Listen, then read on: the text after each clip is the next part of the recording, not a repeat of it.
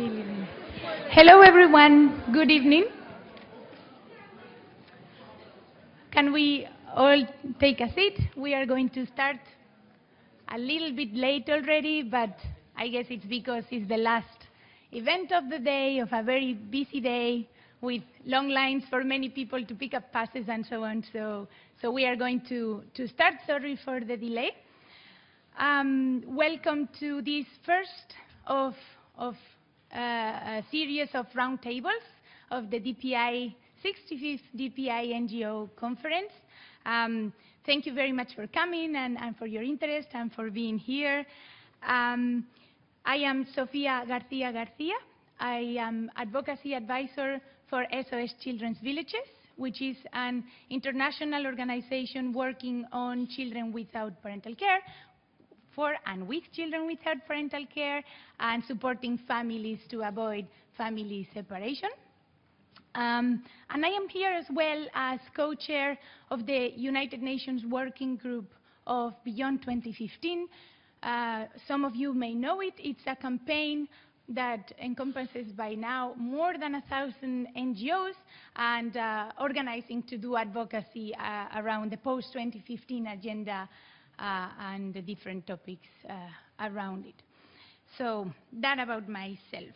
But today we are here to talk about inequalities, social, economic, political, and environmental inequalities.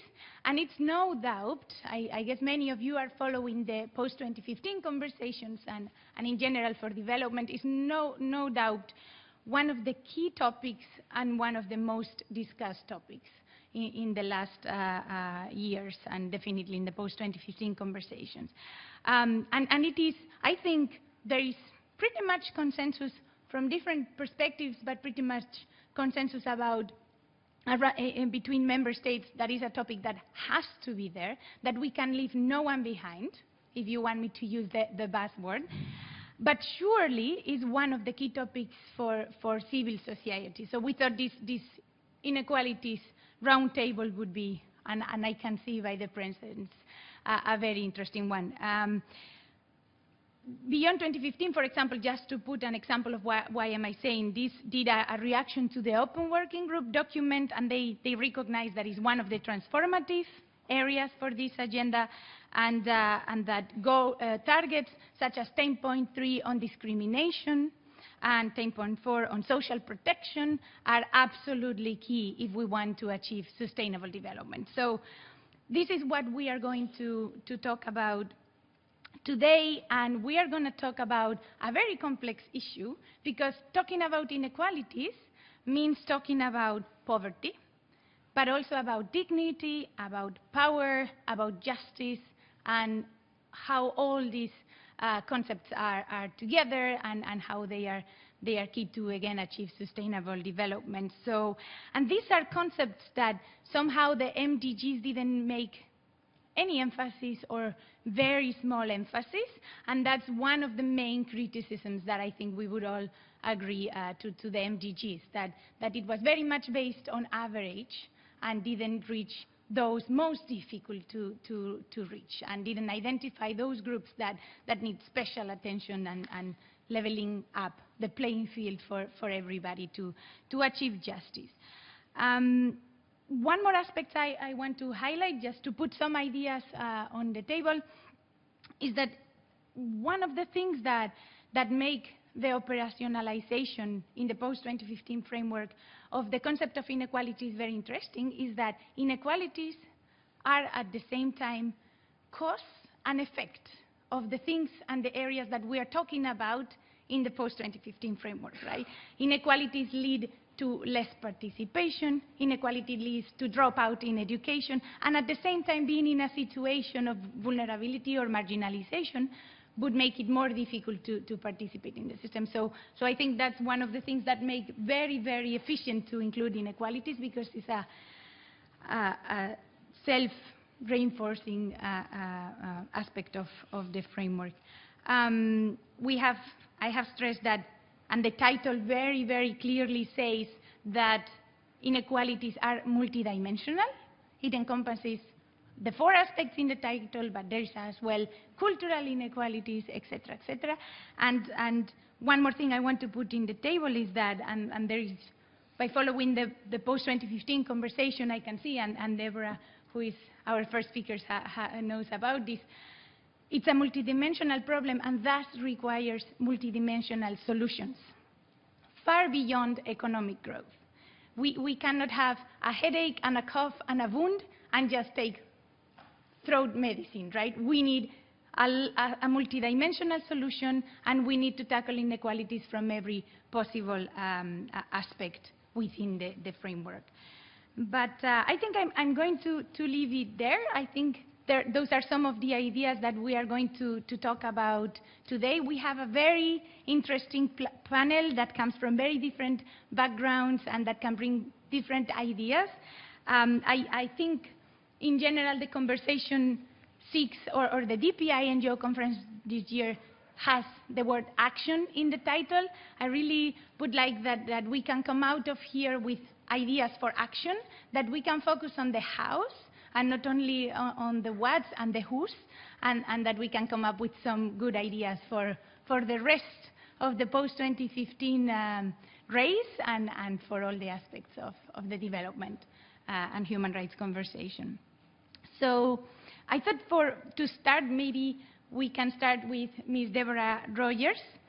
She's an academic, so I thought it's good to get the facts right to set the stage and start the conversation.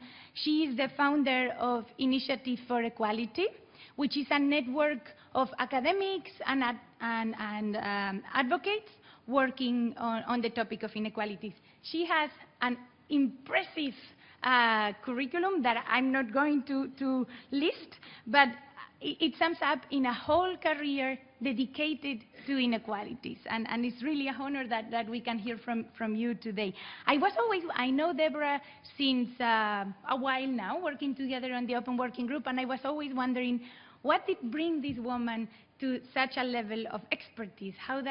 How has she dedicated her whole career to inequalities? And talking for this panel discussion, she told me that when she was 13, she lived in South Africa under the apartheid regime, and I think there is a little bit of a hint in there as per why that professional but also personal dedication to it. So Deborah, maybe you can help us and start just telling us why it is important that we are talking about inequality so much. Why is it important that it's in the post-2015 framework and tackle inequalities?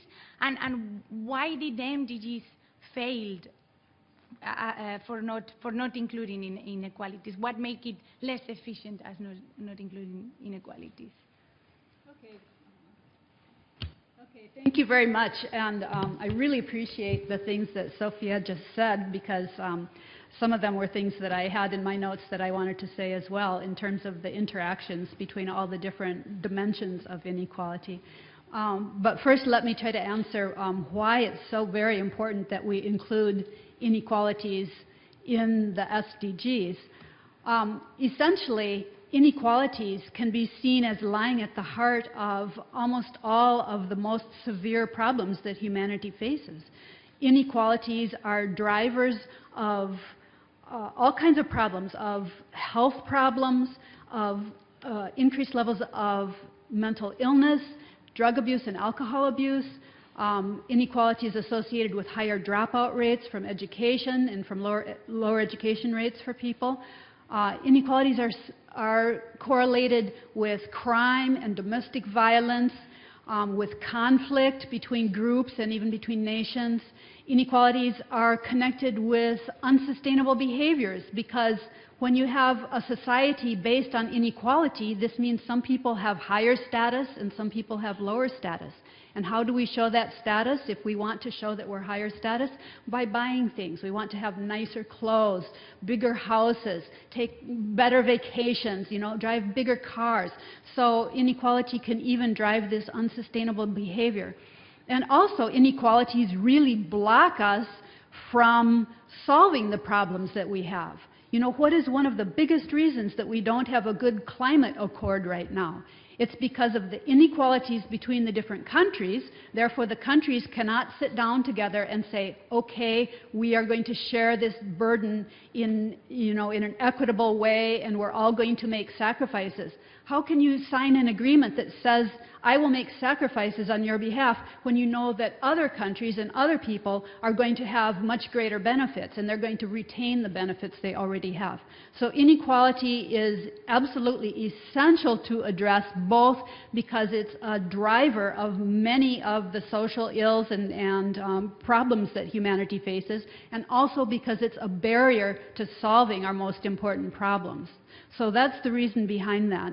I want to reiterate and maybe say in slightly different words what Sophia just said about the fact that inequalities are very multidimensional.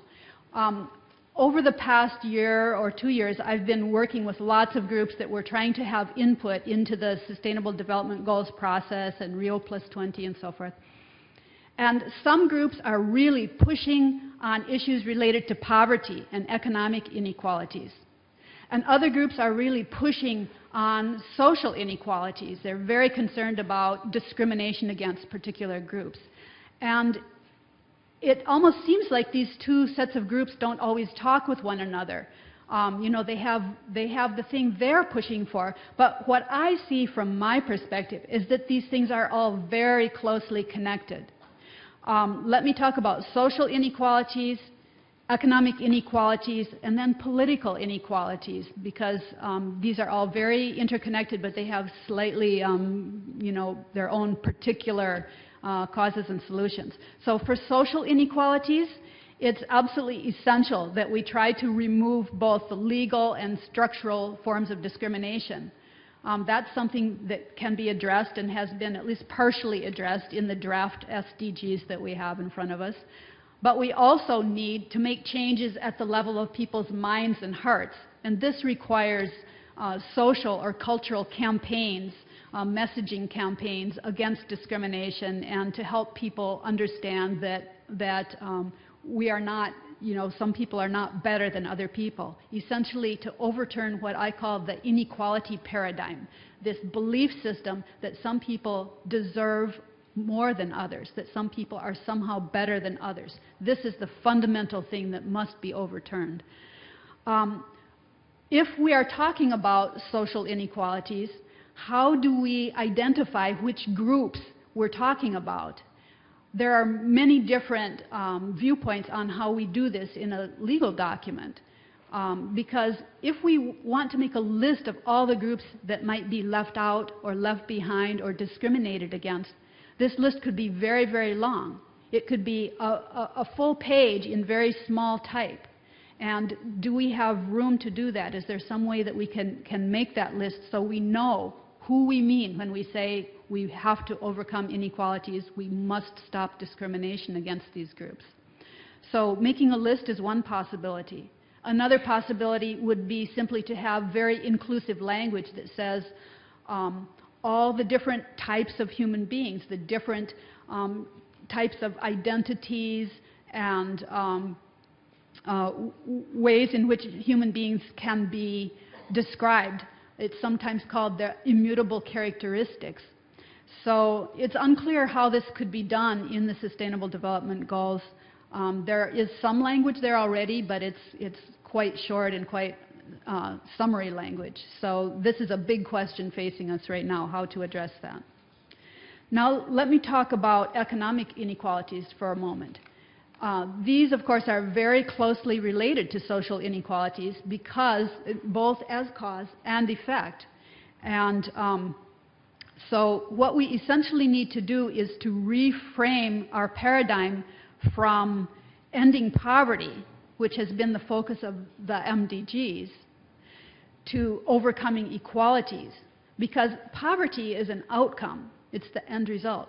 But inequalities, the way that money flows and is allocated and who receives and who doesn't, that's the process. And that's what we really need to be addressing at this point, now that we understand that. So there are different ways of doing that. We need social protection floors within countries. including income and food and housing, health and education. These are just the basic minimum things that each person should have a human right to. We also need to look directly at reducing inequalities of both income and wealth. We need debt relief. This could be sovereign debt held by nations, or it could be personal debt incurred because of a health crisis, or maybe because of education. We also need to address issues related to labor and migration and legal status, because these often generate very strong inequalities. And finally, we need to keep in mind that we need to look at systemic change rather than just changing, making little tweaks to little outcomes here and there. But we need a change in the system that generates these inequalities. We need to affect the process and the system, not just the outcome. The main thing that people always say when we talk about economic inequalities is that there isn't enough funding. There's not enough money to do this. But if you look at the statistics, and I'm running out of time, but I can cite them for you later, there is enough money. There's enough, if you look at the upper 10% of the population of the whole world, there is more than enough money that with a relatively minor tax, there would be enough money to alleviate poverty and to bring the people in the poorest, even 40% of the population, up to a very reasonable standard of living. So the money is there. It's just a matter of having the political will to go after it. And one more sentence, and I'm done, and that is political inequalities. Inequalities of participation are critical, because who is involved in making the decisions will determine what the outcome of those decisions is. So we must address political inequalities as well. Thank you.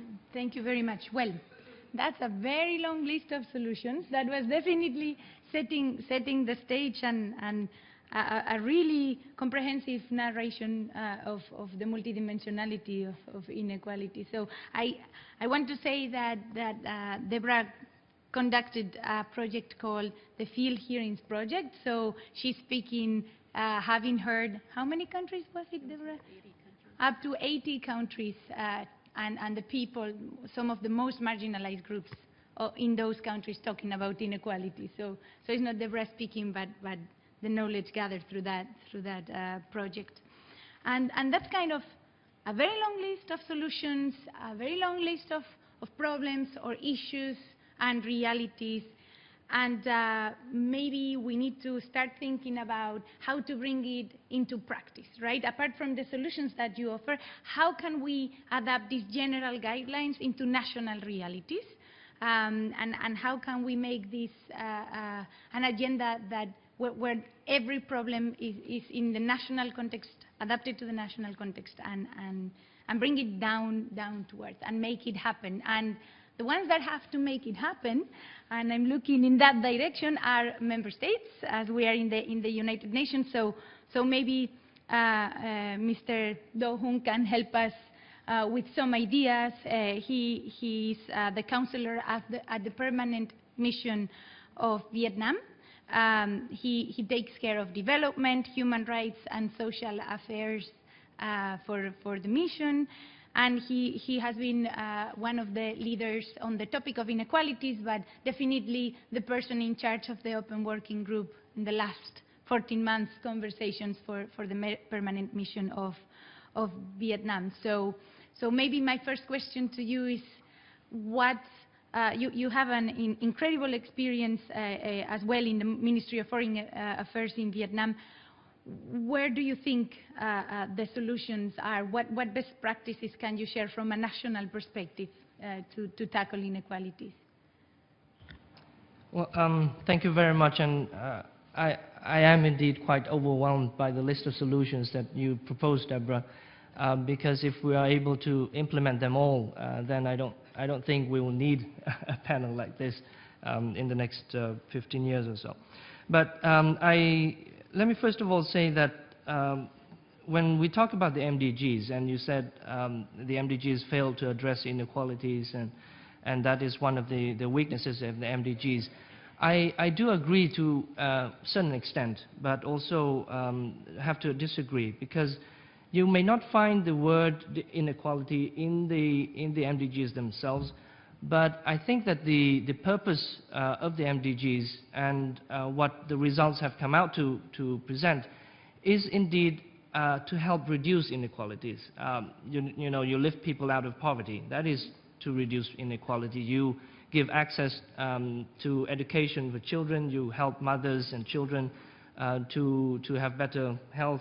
That is indeed the effort to reduce inequalities. Of course, I understand and I fully agree with you that we should have done more, and we are trying to do more with the SDGs and with the post-2015 framework. Now, more directly to your question about what can be done at the national level, allow me to perhaps talk a little bit of what we have done in Vietnam and probably share some of the good practices that we have in our country. You may know that Vietnam is a country with a population of 90 million, so 90 million. It's, I guess, the 12th or 13th largest population in the world. So the issue of inequality, the issue of poverty reduction, of sustainable development is indeed something very, very close to our heart. And we are not able to develop sustainably unless we address the issue of inequality. If we look back in the history of my country, only about 30, 40 years ago, we were a centrally planned economy in which, everyone is equal. So everyone is equally poor. Everyone equally lacked access to health care and education. But since what we call the Doi Moi, the reform process started back in 1986, we have caught up in terms of our economic growth, and together with that created a very good basis for improvement in so many other social areas: education, healthcare, gender equality, etc.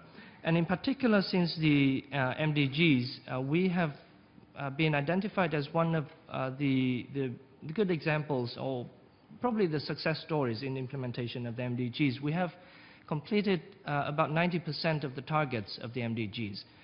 Now, there are many, many reasons for those results that we have achieved, but allow me to probably touch upon three of them. The first is the philosophy of development and the political will of the government in identifying poverty reduction, in identifying reducing inequalities as one of the major issues we need to deal with. Now, the people or the nation of Vietnam has a tradition of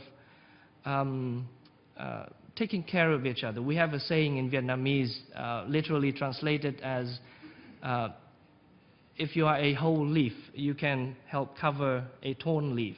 So what that means is that if you are better off, you can help the worse off, and if you are worse off, you can still help the worst off.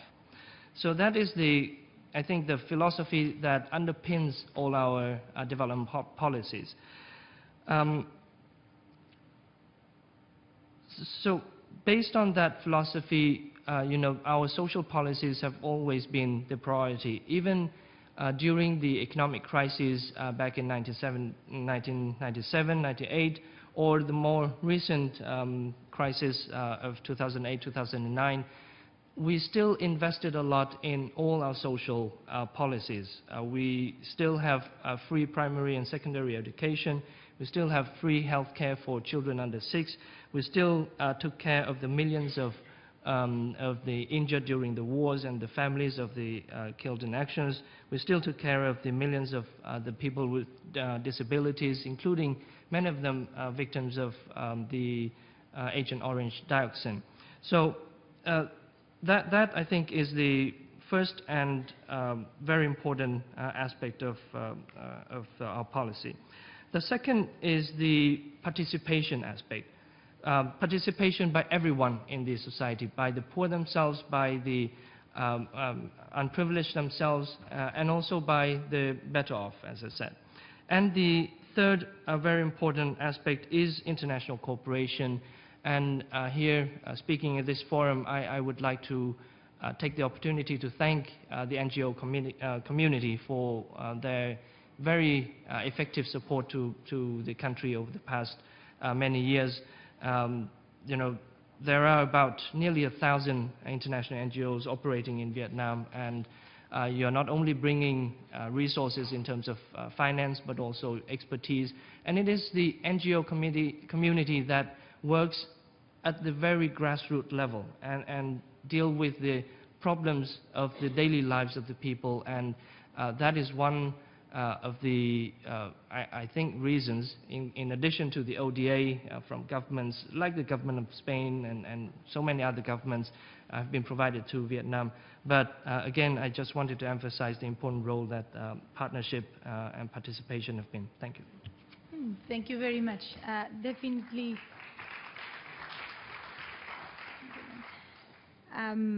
Definitely, it seems that for both of the first two speakers, we cannot speak about inequality without speaking about education, about health. It seems like it goes together, and it's very interesting, the relationships that we are exploring between poverty and inequalities and so on. And you just mentioned at the very end the role of civil society and the role of the NGOs and the people that works at the grassroots level.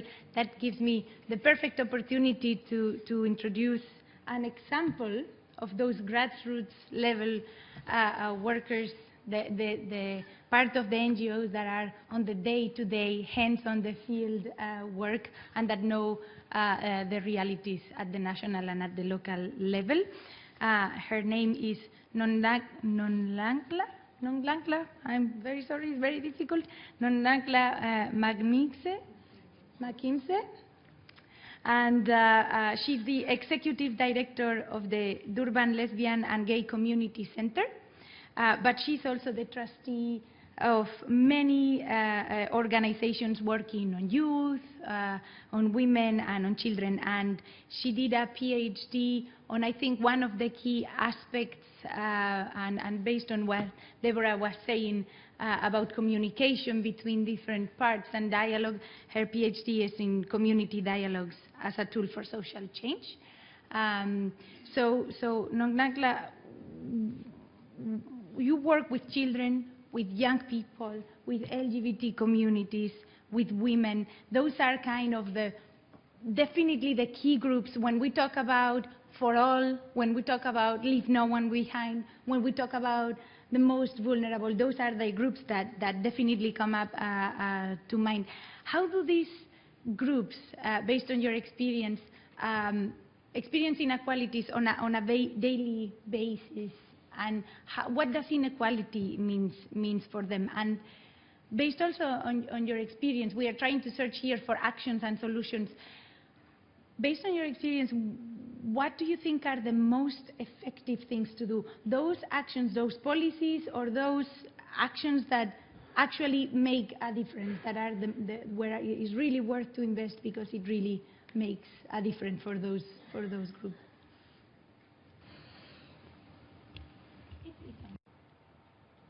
Right. Yeah. Well, okay. Let's see. Good afternoon. Non-Langla Mkhize, as indicated, from Durban, South Africa. With the topic at hand, I think I'm aware that I think about two more other panelists are going to speak a little bit more on women and more specifically on gender issues. So perhaps I'll just focus on LGBTI, that's lesbian, gay, bisexual, and transgender communities, and maybe have some cross-cutting issues within that regard. So yeah, let's just see. When we talk about social inequalities as experienced by lesbian, gay, bisexual, and transgender and intersex people, a number of you would be aware of what has been happening right across the world insofar as the discrimination, the oppression, and the brutal killing of individuals that are identified as LGBTI, primarily on grounds of who they are and how, as gays and lesbians, bisexual and transgender people, we express ourselves or try to claim spaces within society. If you're looking at the work with children and youth, you might be aware of the reality that a lot of our children and young people are experiencing so far as abuse at home, upon identifying themselves as different, upon discovering that they may not necessarily be the same as the boy next door or the girl next door, and how, I mean, all of us come from families where we socialized to think and live and express ourselves in a particular way. So if you're in a space where you actually say, I think I'm different, a number of our children are experiencing abuse at home. A number of young girls that we work with actually find themselves in situations where their uncles and even big brothers are the tools, so to speak, that are used by their families to sort of forcefully change them. So when you identify yourself as a lesbian, you would have your uncle rape you with an aim to change you, or with an aim to hopefully help you see things differently and realize that you're supposed to be in relationships with men. Within certain cultures and religious communities, especially from where I'm located, within the Indian community, we find that a lot of our young girls entered into marriage very early, 12, 13, 14. And while South African law does not necessarily regard you as somebody who's already a major at that age, we are aware that exceptions are made where parents are concerned and where parents have given permission. And I'm aware that this is not a practice unique to the country where I come from, South Africa, but it's a practice that you find in a couple of other countries.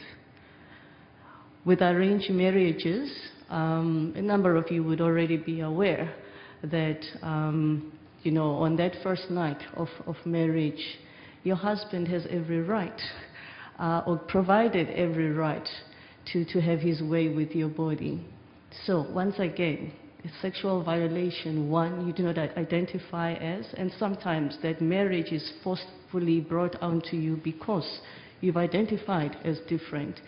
And on top of that, you find yourself on a night where everybody would have been celebrating and wishing you well, that it's a night that you do not want to see happening, because that's the night you'll be violated once again. Sexually this time by somebody who's going to keep telling you that they love you and you're going to be okay, you're going to love this. A lot of our young children and youth experience marginalization and lack of access to education. Not so sure how many of you may be familiar with specific countries where uniform, for instance, I mean, uniform is very much gendered in its nature. And we have a lot of our young people who are not comfortable to wear a particular uniform towards attending school, and would prefer dressing up in a uniform of a different sex. Now, a uniform is supposed to be a tool that is helping us to look the same and feel equal within a space where we're accessing education. But somehow, you're seeing that this uniform has also become one of the instruments that is used to discriminate and oppress our young people to an extent that others actually get out of school, drop out of school, and a number of them, if you put the combination of abuse at home and discrimination at school, suicide rates among young people are quite high. And I guess the last point insofar as children and youth are concerned is the issue of homelessness, which is quite major right across the world if you're looking at especially young individuals that identify as lesbian, gay, bisexual, and transgender. Because of time, I'm going to just mention a few things when it comes to women and men within the context of LGBTI. And it's just primarily a lot to do with one's right to a name, one's right to self-determination and discovery, and being deprived the right to privacy, and how that affects your life insofar as employment. Joblessness is quite high amongst individuals experiencing such deprivation of their rights.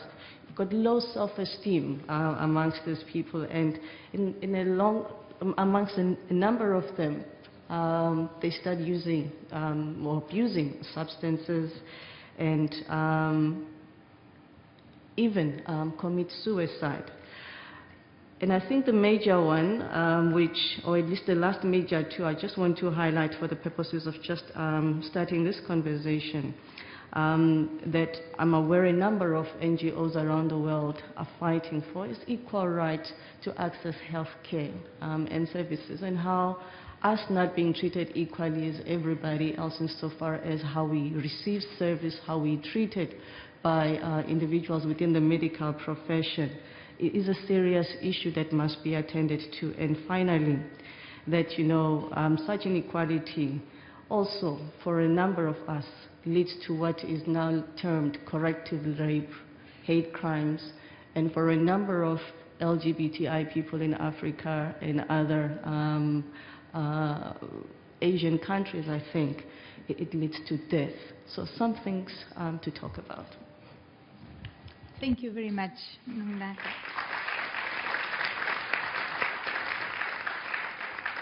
Definitely lots of things to talk about. I would highlight very briefly, again, education, health, etc. But you highlighted the aspect of employment. In the post-2015 conversation, there has been a lot of talk about employment, but maybe missing a little bit that perspective of discrimination in access to employment, and what employment means not only to ensure economic growth or to achieve economic growth, but to distribute wealth and to end inequalities as a primary goal for the employment policies as well. So we are going to talk now with our superstar, and I'm talking literally.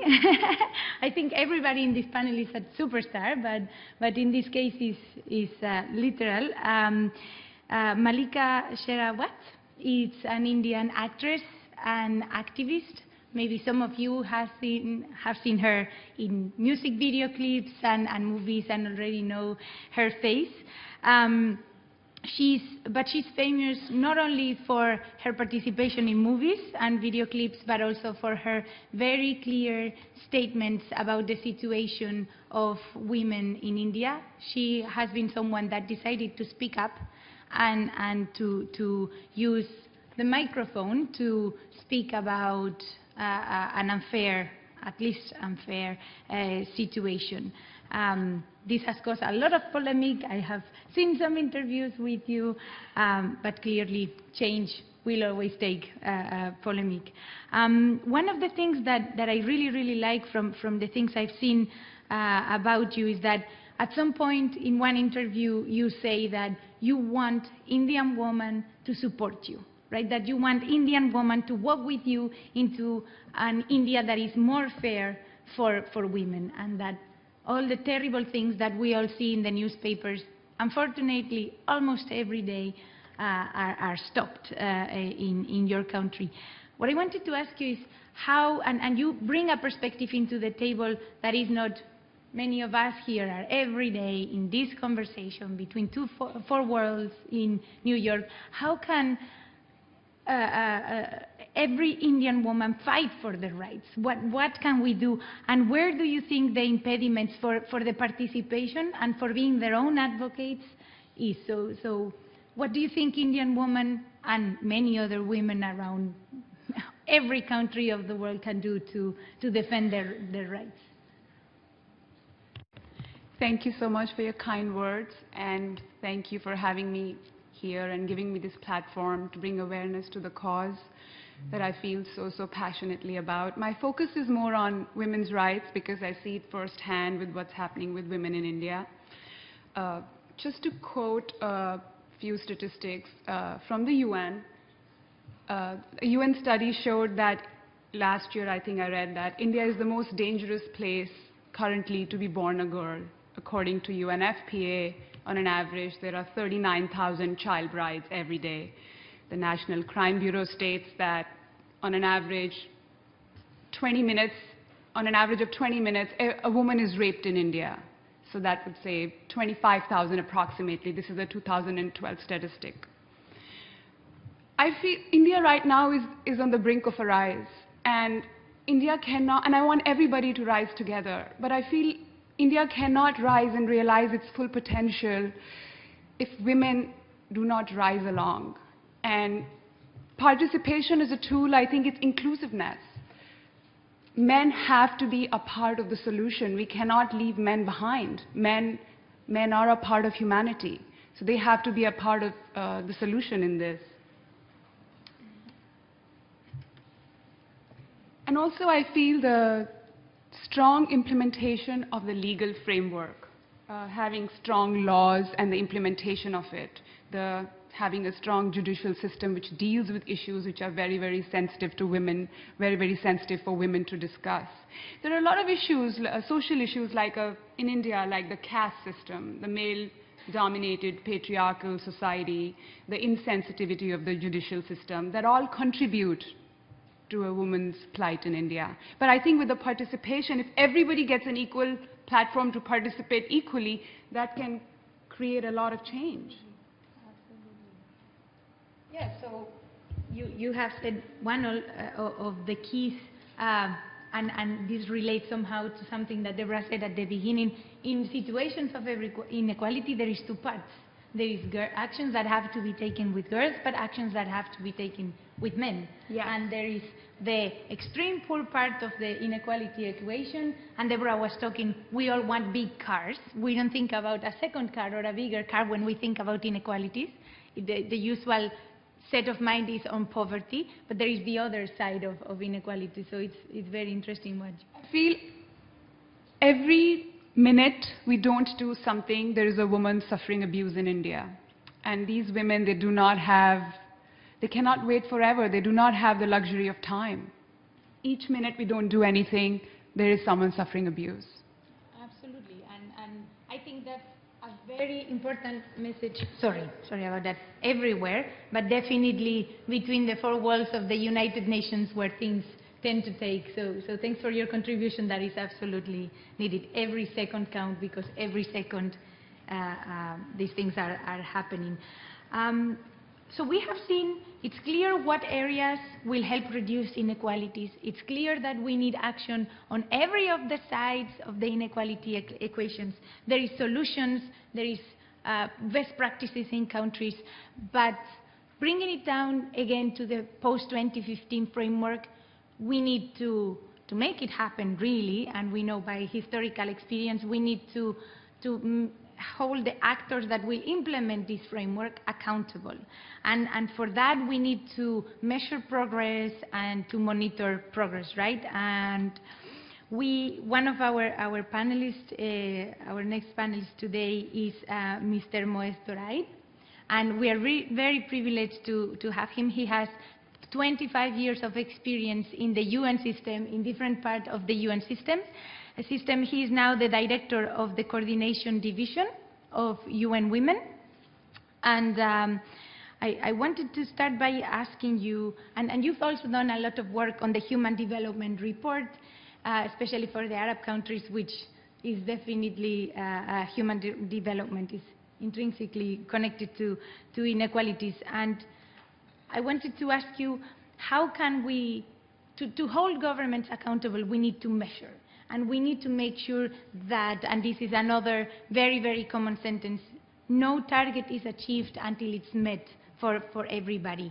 How can we do, and how will the data revolution that we so much talk about, how can it help finish inequalities? How can we make sure that there is enough data for all those groups in the list that Deborah was creating or suggesting? How can we make sure that data revolution happens, and what would it mean? Thank you very much, Sophia, for your kind words, and good afternoon.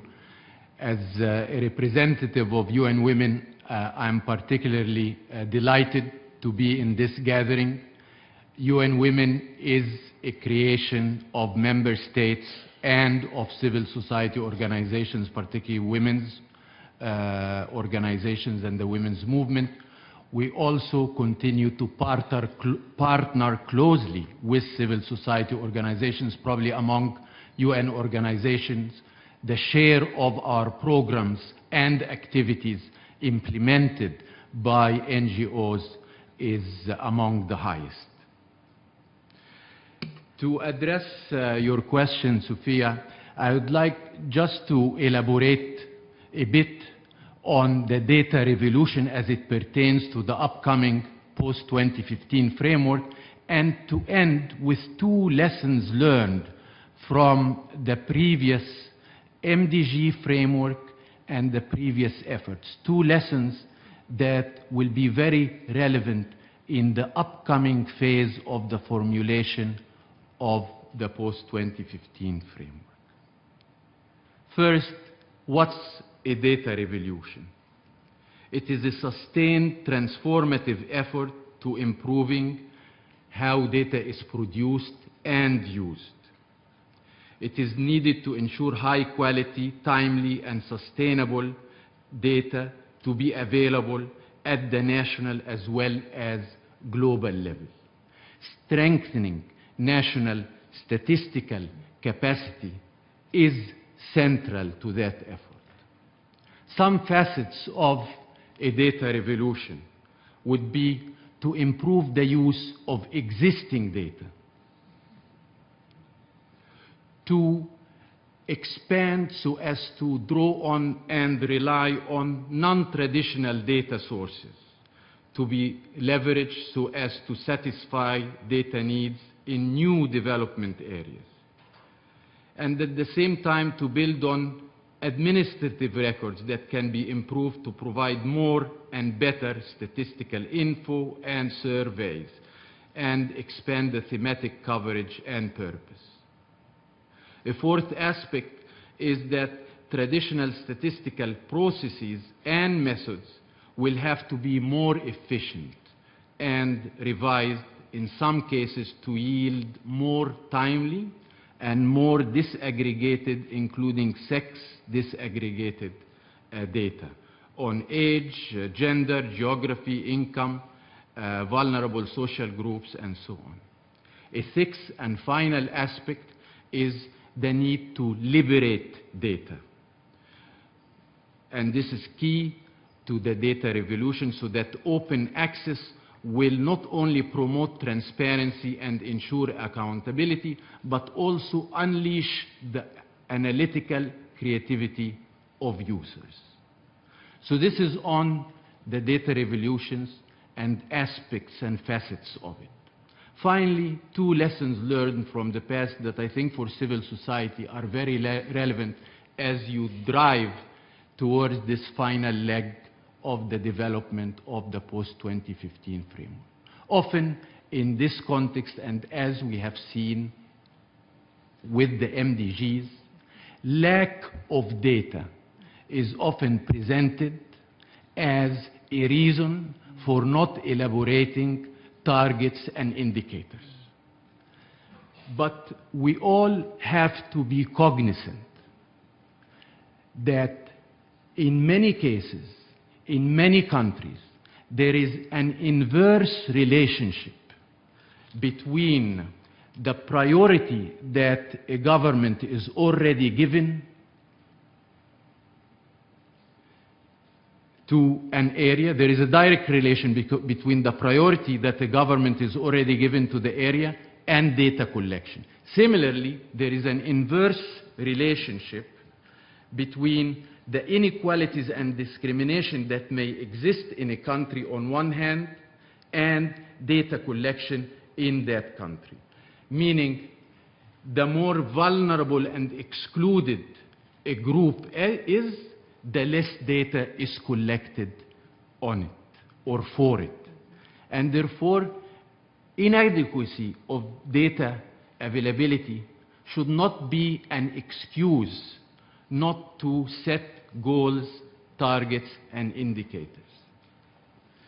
The second point is that in presenting targets and indicators, it is key for constituencies and advocates to be unified in driving for these targets and indicators.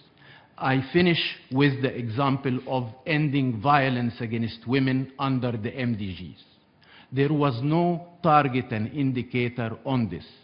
In 2008, there was an opportunity to present such a target and indicator. But because the driven and passionate constituencies driving for that target and indicator on ending violence against women, one of the most pervasive forms of violence in the world, were not unified about what target or indicator they are advocating for.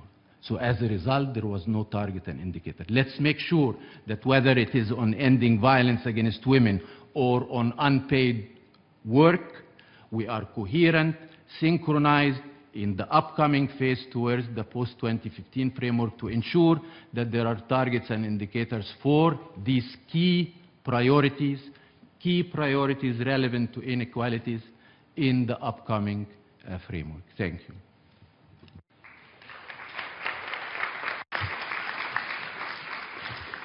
Thank you very much. Yeah, I think the data revolution is one of those big topics that seem very complex for everybody. And I think you said one of the keys for success is the creativity aspect. To use existing sources, but also to use innovative sources for data. And that is a very, very, and as this is about an action agenda, I think a very big part where every NGO working on education, on health, or on children, or on women can contribute to have those sources of data that is very connected as well to the aspect of participation, that people can collect their own data and be their own advocates. So that's absolutely an important aspect.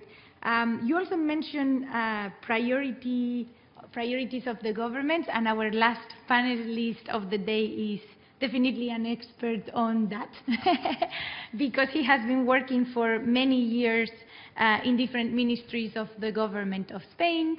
He was Director of Human Rights in the Ministry of Foreign Affairs of Spain, and he was founder of a very key ministry and definitely very relevant, one of the founders or one of the creators of the Ministry for Equality of the government of Spain. And currently he has also worked in UN Women, and currently is Minister Counselor of the Mission of Spain here in New York. So Fernando, what do you think, how do you think we can make, we have the local level, we have the national level, we have the global level, we need data at the three levels.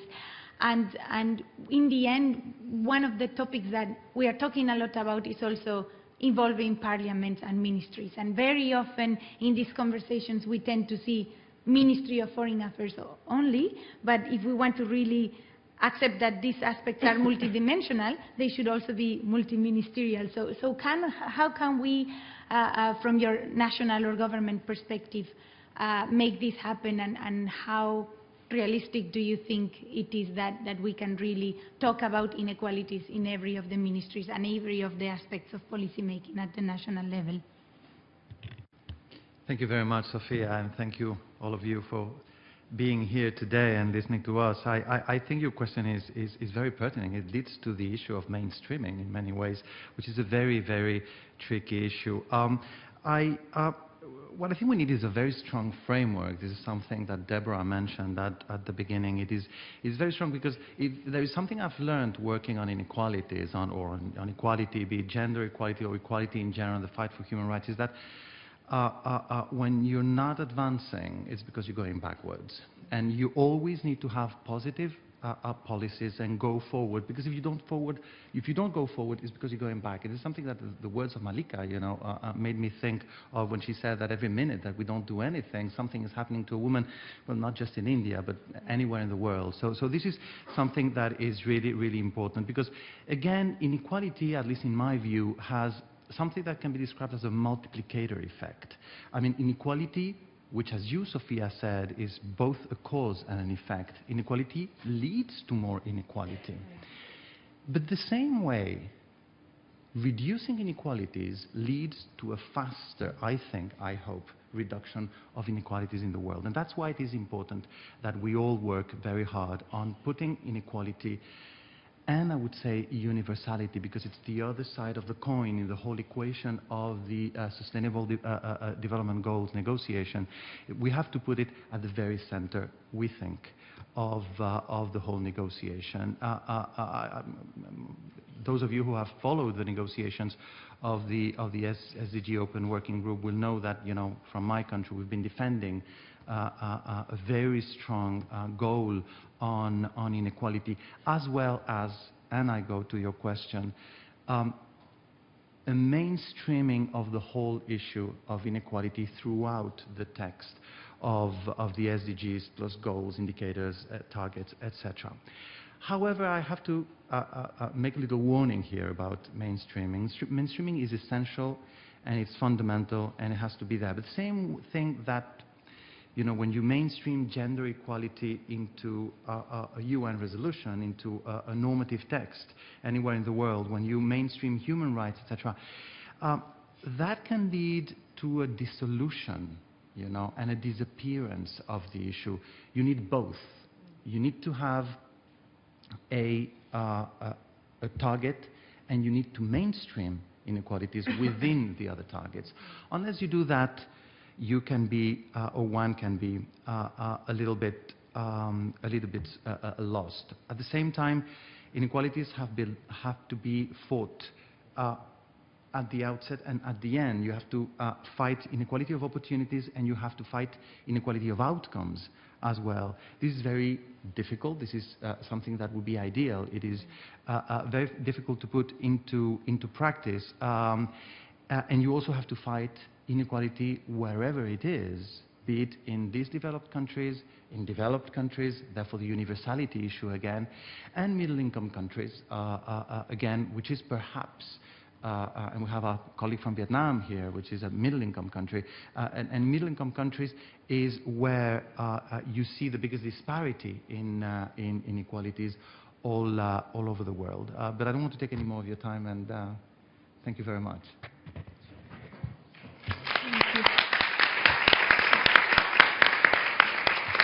Thank you very much. Yeah, definitely that has been one of the big issues, and civil society has definitely talked a lot about, do we want a goal or do we want mainstreaming? I think there is a parallelism between what happened in Spain with the creation of a Ministry of Equality, right? That is kind of the goal, and then mainstreaming in all the ministries. So definitely that's a point. I'm going to give the chance, if there is an urgent, pressing answer, if someone wants to tell, respond to each other, and if not, I'm going to take 2 comments from the floor.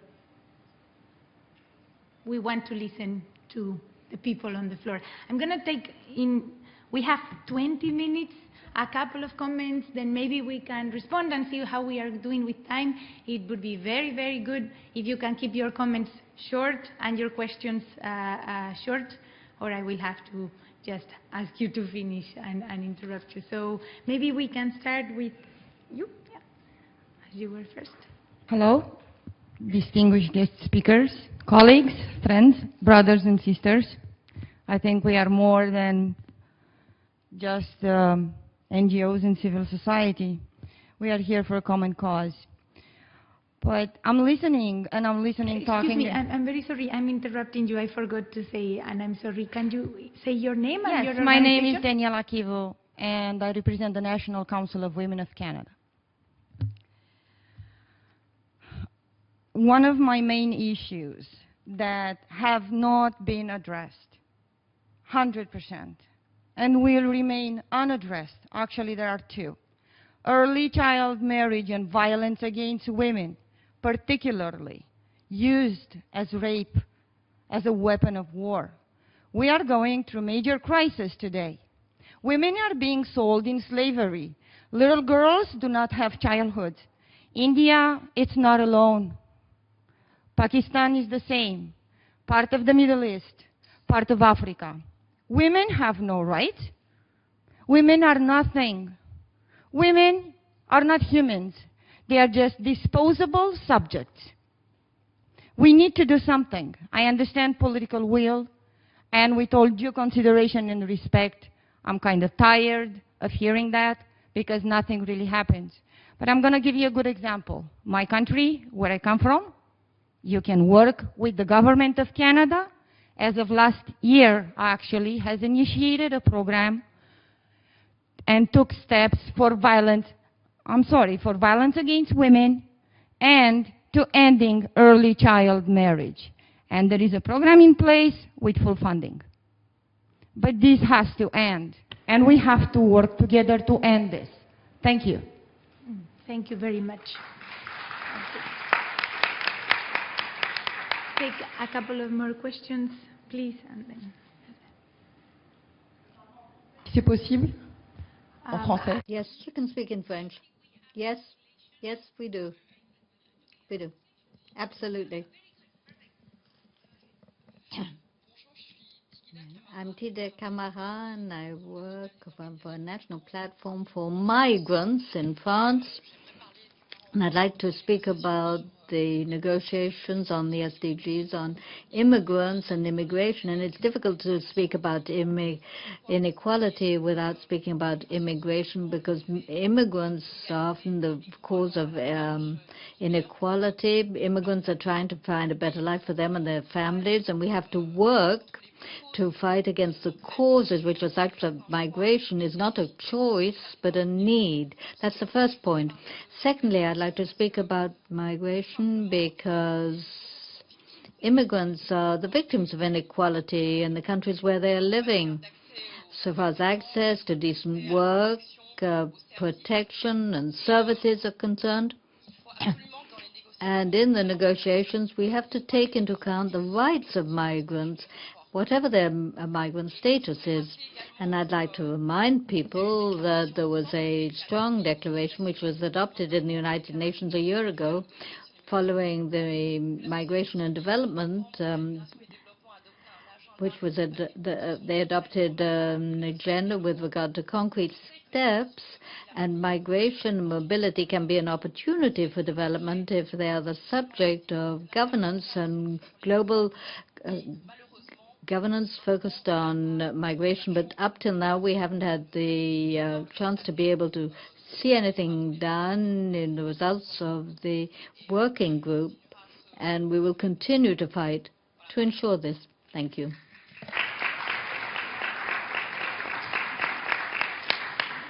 Merci beaucoup. I'm going. Thank you very much. One more question for the moment, and give maybe we do a second round. Please go ahead. Yeah, we can hear you. Well, my name is Nayir Javed, and I'm also from Canada.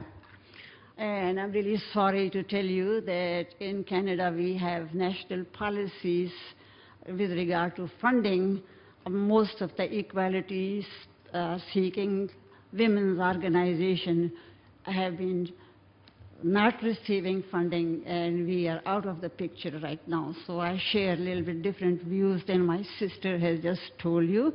My question is going to be a little bit of a different nature, and I think Deborah alluded to it, and also I'm really pleased that Fernando also referred to it.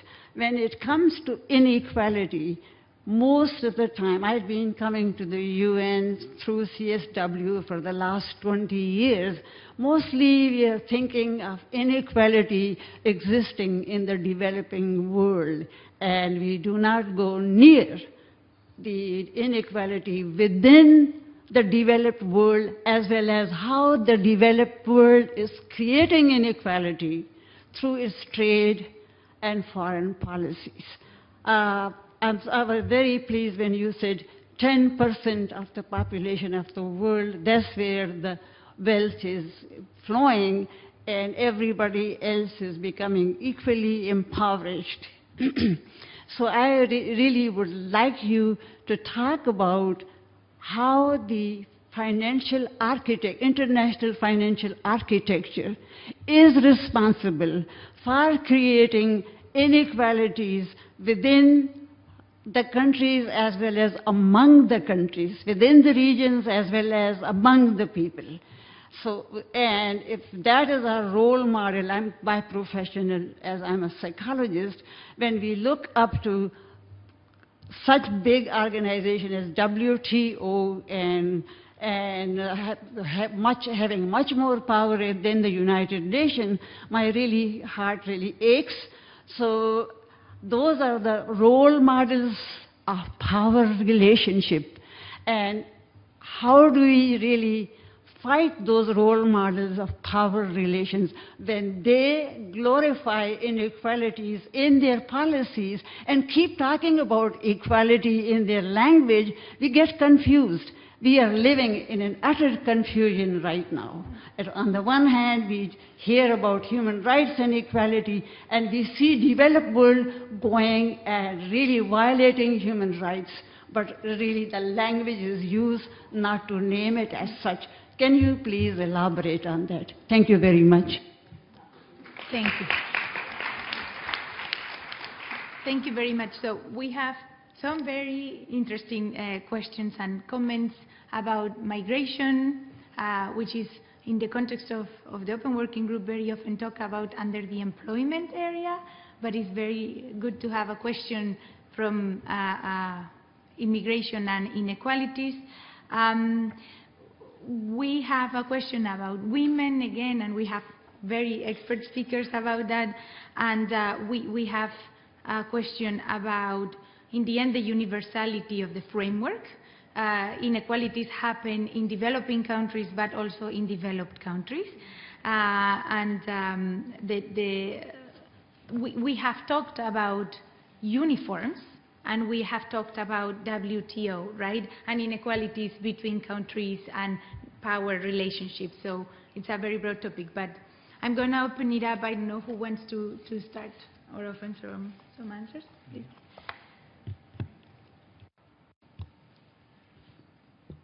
Thank you very much. And I'd like just to recognize the intervention from our sister from Canada, Daniela Kiro, and the emphasis she placed on the urgency and priority of ending violence against women. As I mentioned, it remains one of the most pervasive forms of violence in the world. It's also the one that is most plagued by silence and by impunity. There has been numerous normative frameworks and intergovernmental decisions and resolutions to end violence against women. Next year we will commemorate the 20th anniversary of the Beijing Platform for Action, which of course prioritized ending violence against women. Yet it's a pandemic that we still face, we still confront, as Daniela mentioned. We are at a juncture where there is a generational opportunity. On one hand, the post-2015 framework is about to be formulated. The Open Working Group output already have reference to ending violence against women. This needs to be further elaborated through targets and indicators, both at the global and country level. By the way, in terms of indicator, there is something good to build on. The Statistical Commission in the past 6 months approved 55 gender indicators, including 9 indicators relating to ending violence against women. So there is something to build on. But let's not kid ourselves. Even if it comes in the upcoming post-2015 framework, like it was prioritized 20 years ago in Beijing Platform of Action, action remains lacking. We still have to survive with it. So I think it's key for all concerned, for member states, for governments, for the international community, and certainly for civil society organizations, to ensure that the talk of Beijing or of post-2015 framework is followed by real action, by real funding, by real change. Thank you very much. Is there any other comment as a response to, there were more comments than questions, so any other thing to add? If not, I have seen 2 hands up, so I'm going to take a second round of, please, very quick questions.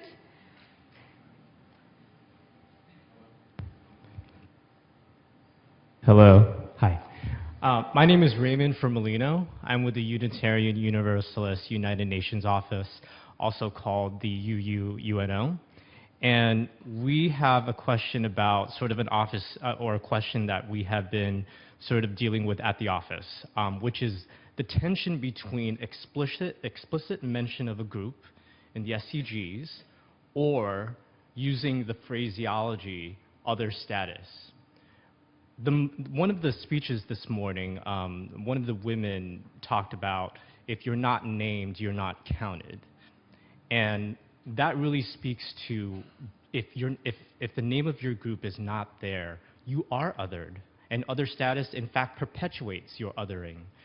So how do we, I guess, strike the balance between, the UN's tolerance for a litany of all these groups? I mean, if we did that for every group out in the world, we'd have page after page. I think that's important, but also balancing that with the idea that other status, the original framers of the Universal Declaration of Human Rights said, other status, we can't anticipate the number of groups that are going to call for equal rights, but this is what we're going to include, and this is what we mean. So it is a genuine conflict, I think.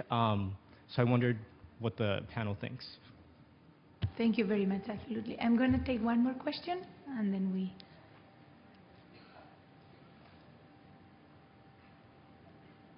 Thanks. My name is Max. I'm here as a writer for DPI, youth writer. I have particular interest in urban policy, something that I don't think has been addressed yet. There's been a debate in academia and policy over what should be done, especially in developing countries, on the question of slums. There's some people who see slums as sort of a stepladder to economic opportunity, especially for people in rural areas who are moving to cities for the first time. You see this view repeated a lot, among urban development professionals, and I think in one way it's sort of lopsided because it treats slums, the development of slums, as separate areas, both geographically and economically, as sort of an inevitable process. Whereas quite often, as we can see in the US and elsewhere, it is very much the product of intentional public policy. And so I personally believe that slums and their formation and what should be done about them is something that should be addressed directly in the SDGs, but that's not at all a universally held view. So I'd like to ask the panelists what they think about the question of slums and urban development. Thank you. Thank you very much. I'm going to put Deborah on the spot. As she was mentioning the issue of the list, our friend was raising the question of how tolerant, and this maybe is also a question for our member states as they are finally taking the decision, how tolerant will we be? How can we combine an actionable, understandable, short number set of goals and targets? And there is a lot of conversation about the number of goals and so on. How can we, and how tolerant we will be between making it short and including everybody? And Deborah, you said one of the solutions is to make a list. How can we do that? There was actually a very good suggestion that was made in our discussion on inequalities that was held earlier today, that it would be possible, since throughout the entire set of Sustainable Development Goals, the issue of all the groups that this could apply to keeps coming up over and over again, and we don't want to list them every single time. It just gets too lengthy. That perhaps there could be a chapeau for the entire document that briefly lists all the target groups that we're talking about, who we mean when we say leave no one behind, or that this applies to all. And that way it could be listed once, and then from there on, every time we said all or other status or something, it had already been identified right at the very beginning who it was referring to. So that's one option. This, I'm afraid this is a problem that hasn't been resolved. And I'm personally happy for any different solution as long as people understand what it means and we all generally agree that it covers everyone and no one is left behind. I think that's the critical thing. Definitely, and groups within groups, and children, but there is children within children, and there is different groups of young people in different situations, and there is national realities and so on. On the who is someone wanting to add something else on this? Yes, I mean, sometimes by not mentioning something, you're opening the door to everything, and this is very much a diplomat's point of view, and this is what we do here at the UN sometimes, and it's also the point of view of a legislator. For instance, in Spain, in my country, when the same-sex marriage law was passed 10 years ago now, at the beginning, everybody thought that we would need to change the constitution, but then it turned out the constitution was very clever. It didn't say that a man and a woman can get married. It said that women and men can get married.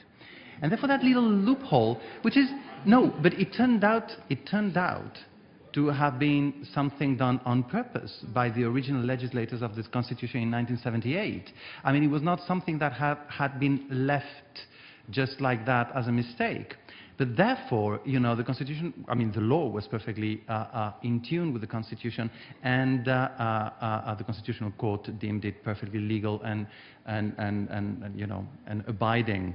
So sometimes, these little formulas, can help a lot. But it is true that the issue of no exclusion is absolutely fundamental. The problem with lists and the problem with listing everything is that you necessarily are going to leave somebody behind, and this is one of the issues. And I mean, I know nothing about slums and urbanism. I'm sorry, but something that I find very interesting, something Deborah mentioned in her intervention, is the interconnectedness between all the forms of inequality and exclusion, economic, social, gender, political, etc.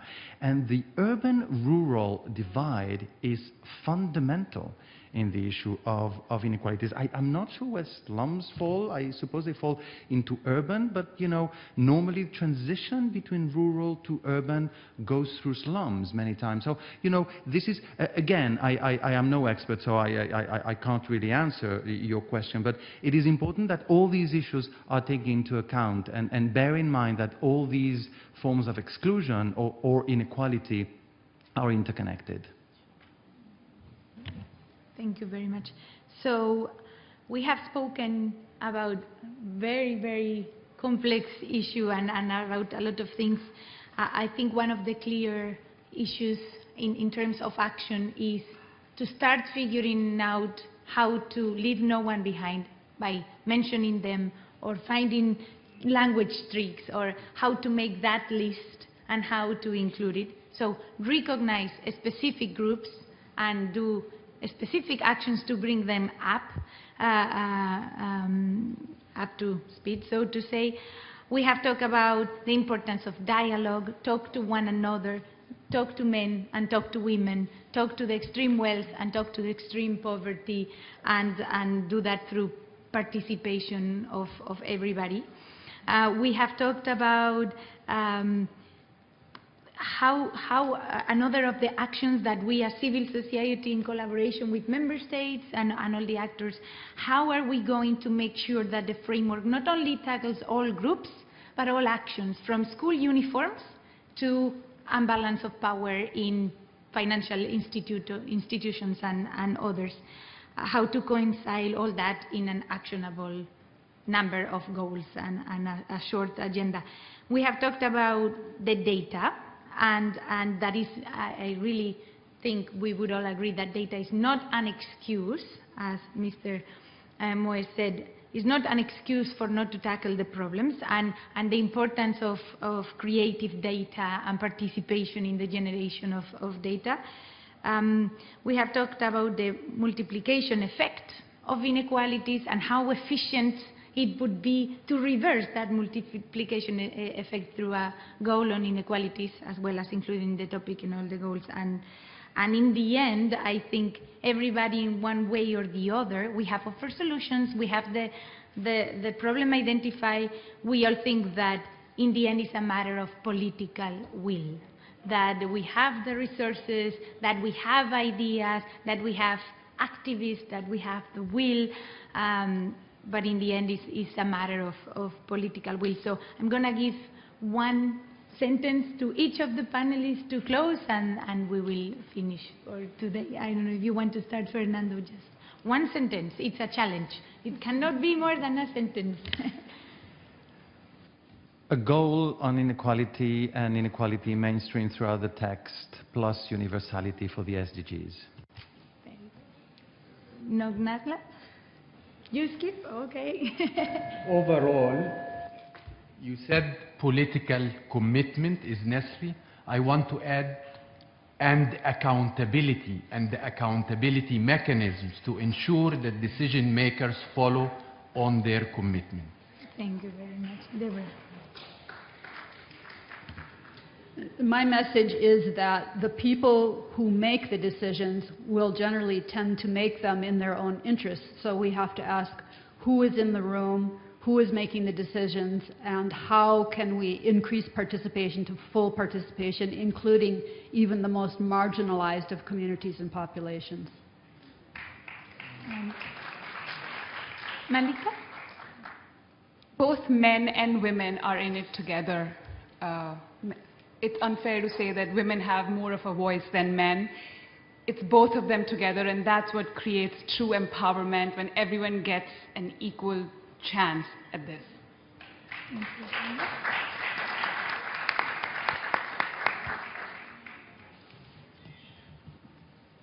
However good an agenda we can come up with, it's after all up to implementation on the ground that would count and would lift people out of poverty and ensure equality for everyone.